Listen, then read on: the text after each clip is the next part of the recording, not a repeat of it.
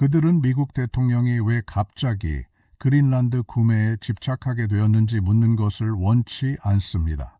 이것은 2019년의 사실이었고 지금도 확실히 사실입니다. 그 질문을 시작하는 순간 당신은 지정학적 체스 게임에 빠져들게 됩니다. 이 게임은 수조 달러의 가치가 있습니다. 이것은 모든 스마트폰에 전력을 공급하는 히토류 광물을 포함합니다. 또한 북극을 누가 통제할지 결정하는 군사적 배치를 포함합니다.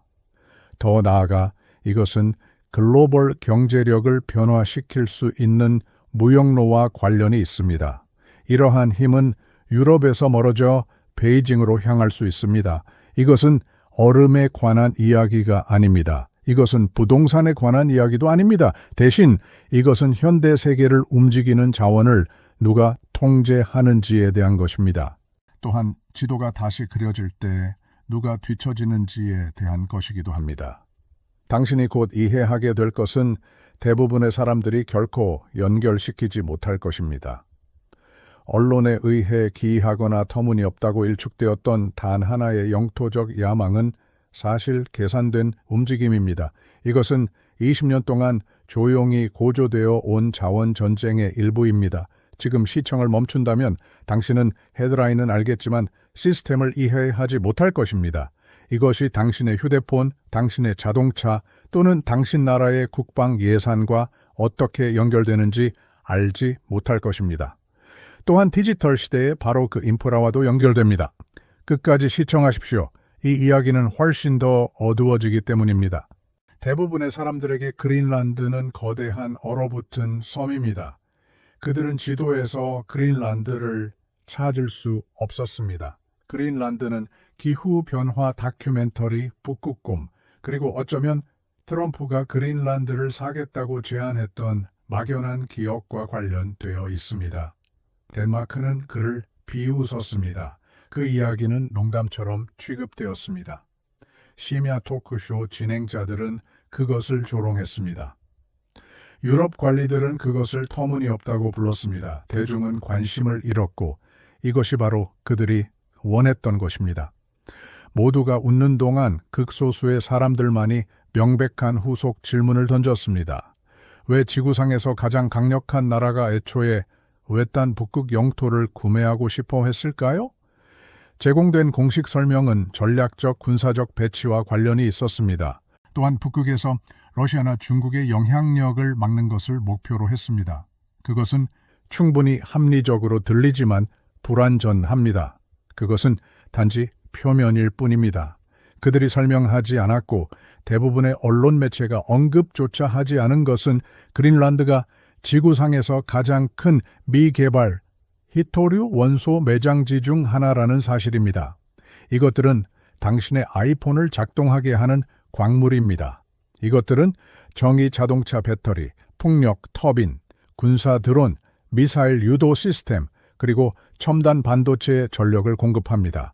이러한 원소는 총 17가지입니다. 대부분의 사람들은 너디뮴, 디스프로슘, 테르뵴, 유로듐과 같은 그들의 이름을 들어본 적이 없을 것입니다. 여기 경제학 수업에서는 언급하지 않는 부분이 있습니다. 중국은 전 세계 히토류 생산량의 70% 이상을 통제합니다. 그들은 90% 이상을 정제합니다. 전체 서방 기술 및 국방 부문은 이러한 물질에 대해 지정학적 경쟁국에 의존하고 있습니다. 이러한 물질들은 현대 문명이 기능하게 합니다. 그린란드가 그것을 바꿀 수 있습니다. 그러나 유럽, 미국 또는 어떤 서방 동맹이라도 너무 느리게 행동한다면 이것은 불가능합니다. 그들이 이것이 외교와 국제규범에 관한 것이라고 계속 가장한다면 이것은 확실히 불가능합니다. 이것은 사실 카운트다운 타이머가 있는 자원 확보 전쟁입니다. 이제 그린란드가 실제로 무엇을 포함하고 있는지 이야기해 봅시다. 2013년에 유럽 연구에서 그린란드의 매장량을 추정했습니다. 그린란드는 약 3,850만 미터톤의 히토류 산화물을 보유하고 있습니다. 이것은 중국 외에 알려진 다른 어떤 매장지보다 많은 양입니다. 또한 아연, 납, 금, 철광석, 그리고 우라늄도 있습니다. 그러나 히토류는 최고의 보석입니다. 그것들은 단지 가치 있을 뿐만 아니라 현대 기술에서 대체 불가능합니다. 그것들 없이는 스마트폰을 만들 수 없습니다. 그것들 없이는 F-35 전투기를 만들 수 없습니다. 그것들 없이는 친환경 에너지를 확장할 수 없습니다. 국방부는 수년 동안 이것을 알고 있었습니다. 2019년에 국방부는 보고서를 발표했습니다. 이 보고서는 미국의 중국 히토류 의존이 국가 안보 취약점임을 명시적으로 경고했습니다. 같은 해에 트럼프는 그린란드 구매를 제안했습니다. 이것은 우연이 아니었습니다. 여기서 상황은 더 나빠집니다. 그린란드는 기술적으로 덴마크 왕국 내의 자치 영토입니다. 그러나 그린란드는 재정적으로 어려움을 겪고 있습니다. 그린란드는 코펜하겐으로부터 매년 약 5억 9,100만 달러의 보조금을 받습니다. 이 보조금은 단순히 그린란드 경제를 유지시킵니다. 그린란드의 인구는 5만 6천 명에 불과합니다. 그린란드는 상비군이 없으며 기반시설도 미미합니다. 그린란드는 의존적이고 고립되어 있지만 혼자서는 채굴할 수 없는 막대한 자원을 보유하고 있습니다. 이것은 그린란드를 취약하게 만듭니다. 또한 적절한 거래를 제한할 의향이 있는 모든 사람에게 가치 있게 만듭니다. 이것은 미국, 중국 또는 유럽 광업, 기업, 컨소시엄이 될 수 있습니다. 이러한 기업들은 상황을 조용하고 통제된 상태로 유지하기를 선호할 것입니다. 중국은 10년 이상 그린란드로 진출해 왔습니다. 대부분의 사람들은 전혀 모릅니다. 2016년에 중국 국영기업인 제너럴 라이스 그룹이 그린란드에 있는 옛 해군 기지를 매입하려 했습니다. 그들의 목표는 그것을 광업 및 해운 허브로 바꾸는 것이었습니다. 덴마크는 미국의 압력으로 조용히 판매를 막았지만 중국의 관심은 사라지지 않았습니다. 이후 중국 기업들은 그린란드 전역에 걸쳐 타당성 조사, 기반시설 제안, 그리고 광업 조사를 지원해 왔습니다. 2018년에 한 중국 건설 회사가 그곳에 3개의 공항을 건설하는 계약을 거의 따낼 뻔했습니다.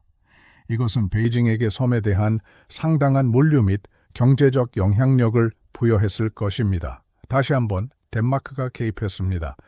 이것은 워싱턴이 미국의 안보 이익이 위협받고 있음을 분명히 한 후에야 일어났습니다. 여기서 중요한 점은 중국이 그린란드를 살 필요가 없다는 것입니다. 그들은 단지 접근권만 필요합니다. 접근권은 투자, 부채, 그리고 장기 계약을 통해 이루어집니다. 이것들은 돈이 필요하고 많은 선택지가 없는 나라들에게 제공됩니다. 이것이 1대1로 전략입니다. 중국은 아프리카, 동남아시아, 그리고 남아메리카에서 이 전략을 사용했습니다. 그들은 주최국이 감당할 수 없는 기반시설에 자금을 지원합니다. 그들은 특정 조건을 가진 대출을 제공합니다. 시간이 지남에 따라 그들은 항만, 광산, 그리고 공급망에 대한 통제권을 얻습니다. 그린란드가 다음 차례입니다. 이것이 아직 일어나지 않은 유일한 이유는 미국과 유럽이 이를 저지하기 위해 서두르고 있기 때문입니다. 그러나 유럽은 이 문제에 대해 단열되어 있지 않습니다. 트럼프 행정부와 그 이후에 미국은 히토류 독립을 확보할 수 있다면 유럽의 주권을 우회할 의향이 있었습니다. 아무도 논의하지 않는 무역 위험에 대해 이야기해 봅시다. 그린란드는 북극 항로를 따라 위치해 있습니다. 이 항로는 얼음이 녹으면서 점점 더 항해 가능해지고 있습니다. 이것은 수에즈 운하와 비교하여 아시아와 유럽 간의 운송 시간을 약 40% 단축할 수 있습니다. 이것은 엄청납니다. 이것은 연료비와 시간에서 수십억 달러를 절약할 수 있습니다. 더 중요하게는 이것은 세계 무역로의 통제권을 바꿀 것입니다. 이러한 항로는 현재의 주요 통행 지점인 수에즈, 말라카, 그리고 파나마에서 벗어날 것입니다. 이것들은 유럽과 미국이 역사적으로 지배해 온 항로입니다. 그들은 또한 동맹을 통해 이들을 확보했습니다. 만약 중국이 그린란드와 그것은 추측이 아닙니다. 그것은 그 항로를 따라 움직이는 상품의 현재 가치입니다. 이제 베이징이 그 통로에 대한 전략적 통제권이나 거부권을 가진다고 상상해 보십시오. 히토류 수출이 중국 동맹국에만 독점적으로 흐른다고 상상해 보십시오. 또는 지정학적 분쟁 중에 그것들이 차단된다고 상상해 보십시오. 유럽 제조업체들이 필요한 광물에 접근할 수 없다고 상상해 보십시오. 이것은 중국이 공급과 대체 경로를 모두 통제하기 때문에 발생할 수 있습니다. 이것은 관세에 관한 이야기가 아닙니다.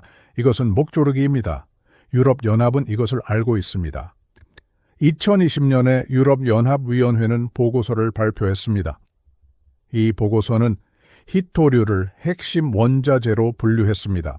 또한 공급 의존도를 전략적 약점으로 지적했습니다. 그들은 새로운 광업 규제와 그린란드 투자를 제안했습니다. 그러나 제안은 생산이 아닙니다. 규제는 광산이 아닙니다.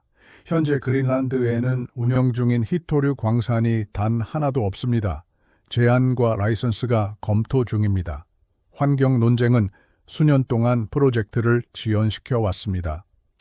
한편 중국은 전 세계 히토류의 90% 이상을 계속 정제하고 있습니다. 그들은 그 지배력을 무기화할 의향이 있음을 입증했습니다. 2010년에 일본과의 영토 분쟁 중에 중국은 도쿄로의 히토류 수출을 중단했습니다. 가격은 전 세계적으로 폭등했고 일본은 굴복했습니다. 그것은 경고 사격이었습니다.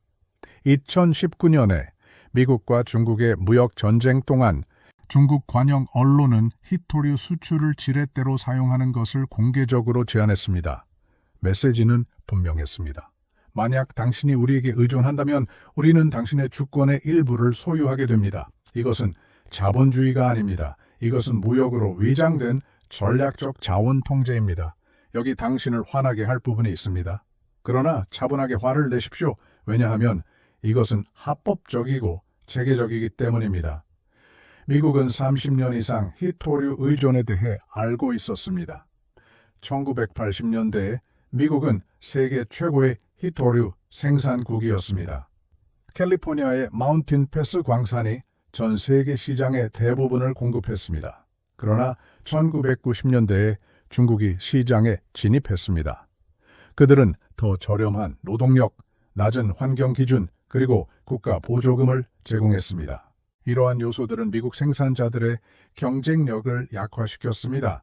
마운틴 패스 광산은 2002년에 폐쇄되었습니다. 생산은 중국으로 옮겨갔습니다. 미국은 단기적으로 더 저렴했기 때문에 이것이 일어나도록 허용했습니다. 기업들은 분기별 이익을 극대화했고 주주들은 만족했습니다. 장기적인 전략적 비용은 위기가 될 때까지 무시되었습니다. 이것은 미국 철강, 미국 섬유, 그리고 미국 제조업을 파괴한 것과 동일한 패턴입니다. 이 시스템은 오늘 비용을 절감하는 경영진에게 보상합니다. 그것은 다음 세대를 위해 공급망을 보호하는 리더에게 보상하지 않습니다. 위험이 명백해질 때쯤에는 기반 시설은 사라집니다. 전문 지식은 사라지고 재건에는 수십 년이 걸립니다.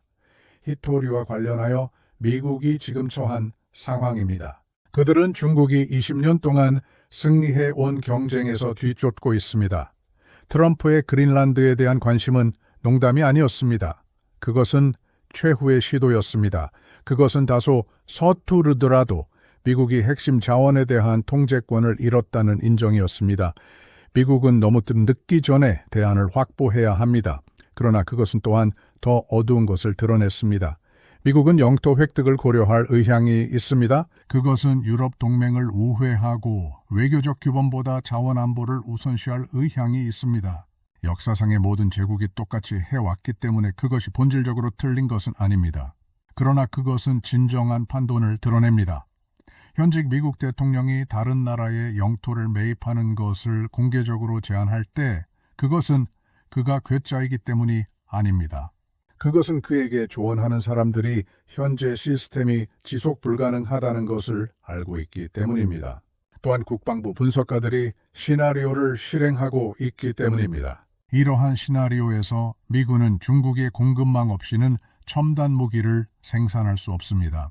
더 나아가 전체 에너지 전환, 친환경 기술의 모든 약속은 광물에 달려 있습니다. 이 광물들은 적대적이거나 신뢰할 수 없는 행위자들에 의해 통제됩니다.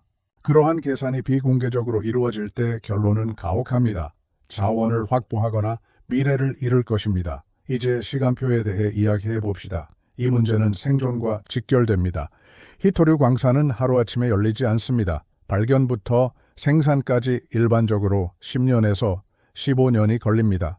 이 과정은 지질조사, 환경평가, 허가를 요구합니다. 또한 자금 조달, 인프라, 그리고 정제시설이 필요합니다. 미국이나 유럽이 오늘 시작한다고 해도 2030년대 중반까지는 운영 가능한 공급망을 확보하지 못할 것입니다. 하지만 히토류에 대한 전 세계 수요는 2030년까지 3배로 증가할 것으로 예상됩니다. 이는 전기차 생산과 재생에너지 확대 때문입니다. 이는 이미 예견된 공급 부족 현상입니다. 중국은 이를 잘 알고 있습니다. 그렇기 때문에 중국은 아프리카와 호주의 히토류 프로젝트에 지분을 매입해 왔습니다. 또한 그들은 그린란드에도 투자해 왔습니다. 그들은 경쟁하려는 것이 아닙니다. 그들은 독점하려 합니다. 다른 어떤 나라가 따라잡기 전에 이를 달성하는 것이 그들의 목표입니다. 그들이 성공한다면 다음 50년 동안의 기술 발전은 베이징을 통해서 이루어질 것입니다. 모든 스마트폰, 모든 풍력 발전소, 그리고 모든 미사일 방어 시스템은 직간접적으로 중국의 승인을 요구하게 될 것입니다. 이것은 단순한 무역이 아닙니다. 이것은 조공입니다. 유럽은 이 상황에서 곤란한 처지에 놓여 있습니다. 유럽은 자체 히토류 매장량을 가지고 있지 않습니다. 적어도 중요한 양은 아닙니다. 유럽은 공급 면에서 중국에 계속 의존합니다. 안보 면에서는 미국에 의존하고 있습니다. 만약 미국이 그린란드 또는 그 자원을 확보한다면 유럽은 영향력을 잃게 됩니다. 이는 투자나 압력을 통해 발생할 수 있습니다. 만약 중국이 그린란드에 대한 영향력을 얻는다면 유럽은 베이징에 더욱 의존하게 됩니다. 어느 쪽이든 유럽의 주권은 약화됩니다. 유럽연합은 핵심 원자재 법안을 제안했습니다. 이 법안은 2030년까지 히토류의 30%를 국내에서 조달하는 것을 목표로 합니다. 하지만 국내에서 조달한다는 것은 정확히 어디를 의미할까요? 스웨덴에는 일부 매장량이 있습니다. 핀란드에는 약간의 리튬이 있습니다. 하지만 이것으로는 충분하지 않습니다. 유럽의 유일한 실제 선택지는 그린란드입니다. 그러나 그린란드는 멀어져 가고 있습니다. 환경 영향과 원주민 권리에 대한 논의가 진전을 늦춥니다. 이것들은 실제적인 문제입니다. 하지만 이는 또한 편리한 지연이기도 합니다. 이는 현재 상황에서 이득을 얻는 모든 특히 중국에게 유리합니다. 이것은 우연이 아닙니다. 이것은 구조적인 설계입니다. 세계 무역을 지배하는 시스템은 제2차 세계대전 이후에 구축되었습니다. 미국과 그 동맹국들이 이를 만들었습니다. 그들의 목표는 안정성, 개방된 시장, 그리고 상호 이익을 보장하는 것이었습니다. 이 시스템은 수십 년 동안 작동했습니다. 하지만 이는 협력을 전제로 했습니다. 선의를 가정했습니다. 경제적 상호 의존이 갈등을 막을 것이라고 가정했습니다. 그 가정은 이제 사라졌습니다. 우리가 지금 가진 것은 무기화된 상호 의존입니다. 국가들은 무역을 지렛대로 사용합니다. 공급망을 통제 수단으로 활용합니다. 부채를 식민지화의 도구로 사용합니다. 많은 국가들은 이러한 상황을 예상하지 못했습니다. 그들은 세계화가 중립적이고 공정하다고 계속 가정했습니다. 이제 이 국가들은 30년 전에 포기했던 자원을 확보하기 위해 분주합니다. 엘리트들은 이 시스템을 설계했습니다. 그들은 생산시설을 중국으로 옮겼습니다. 그들은 광산을 폐쇄했습니다. 장기적인 안보보다 단기적인 이익을 우선시했습니다. 이 엘리트들은 손해를 보지 않았습니다. 그들은 수십억 달러를 벌었습니다. 일자리를 잃은 것은 노동자들이었습니다. 주권을 잃은 것은 국가들이었습니다. 다음 세대는 이러한 결과 속에서 살게 될 것입니다. 여기 모든 것을 연결하는 중요한 깨달음이 있습니다. 이 시스템이 생존하려면 무지가 필요합니다. 만약 평범한 사람들이 이를 이해한다면 그들은 분노할 것입니다. 그들의 정부는 전략 산업을 팔아넘겼습니다. 이는 단위당 몇 달러를 절약하기 위해 행해졌습니다. 만약 사람들이 자국 군대가 무기 재료를 경쟁국에 의존하고 있다는 것을 안다면 변화를 요구할 것입니다. 북극에 얼어붙은 섬 하나가 한 나라의 운명을 결정할 수 있습니다. 그 국가는 세계 강대국으로 남거나 종속국이 될 수도 있습니다. 만약 사람들이 이를 이해한다면 그들은 관심을 기울일 것입니다. 하지만 그들은 알지 못합니다. 이는 언론이 그것을 설명하지 않기 때문입니다. 학교는 그것을 가르치지 않습니다. 복잡성은 방패로 사용됩니다. 결과가 부인할 수 없게 될 때쯤에는 이미 결정이 내려진 후입니다. 광산은 폐쇄되었습니다. 공급망은 고정되었습니다. 영향력은 사라졌습니다. 하지만 이제 당신은 이것을 알고 있습니다. 트럼프가 왜 그린란드를 원했는지 이해합니다. 중국이 그곳에서 무엇을 하고 있는지도 이해합니다. 유럽이 무엇을 잃을 수 있는지도 이해합니다. 이것이 정치나 개인의 성향에 관한 것이 아니라는 것을 이해합니다. 이것은 자원, 권력, 그리고 통제, 인프라에 관한 것입니다. 이 인프라가 다음 세기를 형성할 것입니다. 엘리트들은 다른 차원에서 움직입니다. 그들은 수십 년 대륙 조 달러 규모의 공급망을 생각합니다. 하지만 이러한 원칙들은 여전히 당신에게도 적용됩니다. 정보는 힘입니다. 자산은 지렛대입니다. 시간은 행동하는 사람과 반응하는 사람을 구분하는 변수입니다. 시스템은 당신이 이렇게 생각하는 것을 원하지 않습니다. 그것은 당신이 문화전쟁, 스캔들, 그리고 주의를 산만하게 하는 것에 집중하기를 바랍니다. 하지만 일단 구조를 보게 되면 그것을 잊을 수 없을 것입니다. 더 많은 정보를 원하시면 구독하십시오. 다음 영상에서는 더욱 심층적인 내용을 다룹니다. 그들이 더욱 필사적으로 숨기려 하는 것을 탐구할 것입니다. 경고했습니다.